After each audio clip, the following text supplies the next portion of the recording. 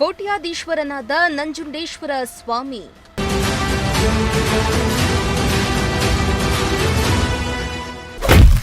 ಒಂದೇ ತಿಂಗಳಲ್ಲಿ 2 ಕೋಟಿ ಅಧಿಕ ಕಾಣಿಕೆ ಹಣ ಸಂಗ್ರಹ.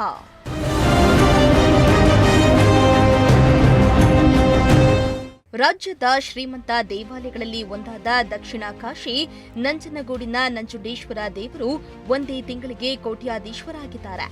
ದೇವಾಲಯದಲ್ಲಿ ಕಾಣಿಕೆ ಹುಂಡಿ ಎಣಿಕೆ ಕಾರ್ಯ ನಡೆಸಲಾಗಿದ್ದು, ಕೇವಲ ಒಂದೇ ತಿಂಗಳಲ್ಲಿ ಬರೋಬ್ಬರಿ 2 ಕೋಟಿಗೂ ಅಧಿಕ ಕಾಣಿಕೆ ಹಣ ಸಂಗ್ರಹವಾಗಿದ್ದು, ಭಕ್ತರಲ್ಲಿ ಅಚ್ಚರಿ ಮೂಡಿಸಿದೆ.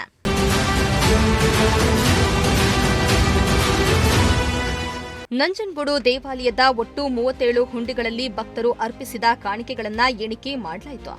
ನಂಜುಂಡೇಶ್ವರನ ದೇವಸ್ಥಾನದ ದಾಸೋಹ ಭವನದಲ್ಲಿ ದೇವಾಲಯದ ಕಾರ್ಯನಿರ್ವಹಣಾಧಿಕಾರಿ ಸಿಜೆ ಕೃಷ್ಣ ನೇತೃತ್ವದಲ್ಲಿ ಹುಂಡಿ ಹಣದ ಎಣಿಕೆ ಕಾರ್ಯ ನಡೆಸಲಾಯಿತು.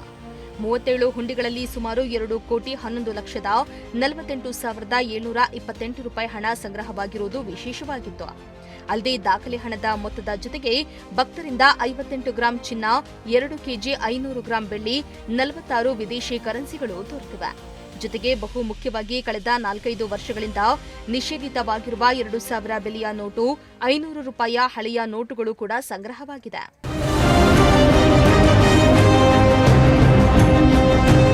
ಇನ್ನು ಇತ್ತೀಚೆಗೆ ನಂಜನಗೂಡಿನಲ್ಲಿ ದೊಡ್ಡ ಜಾತ್ರೆ ನಡೆದಿದ್ದು, ಜಾತ್ರೆಗೆ ದೇಶದ ನಾನಾ ಮೂಲೆಗಳಿಂದ ಲಕ್ಷಾಂತರ ಭಕ್ತರು ದೇವಾಲಯಕ್ಕೆ ಹರಿದು ಬಂದಿದ್ದು, ದೇವರ ದರ್ಶನ ಪಡೆದು ಕಾಣಿಕೆ ಅರ್ಪಿಸಿರುವುದು ವಿಶೇಷವಾಗಿತ್ತು.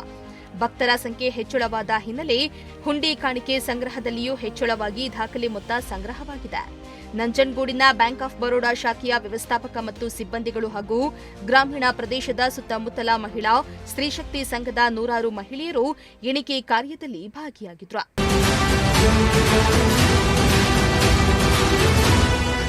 ಇನ್ನು ಹುಂಡಿ ಎಣಿಕೆ ಕಾರ್ಯದಲ್ಲಿ ದೇವಾಲಯದ ಕಾರ್ಯನಿರ್ವಹಣಾಧಿಕಾರಿ ಕೃಷ್ಣ, ಮುಜರಾಯಿ ಇಲಾಖೆಯ ತಹಸೀಲ್ದಾರ್ ಭಾಗ್ಯ, ಸಹಾಯಕ ಅಧಿಕಾರಿ ಸತೀಶ್ ಸೇರಿದಂತೆ ದೇವಾಲಯದ ಇನ್ನಿತರೆ ಅಧಿಕಾರಿ ವರ್ಗದವರು ಉಪಸ್ಥಿತರಿದ್ದರು.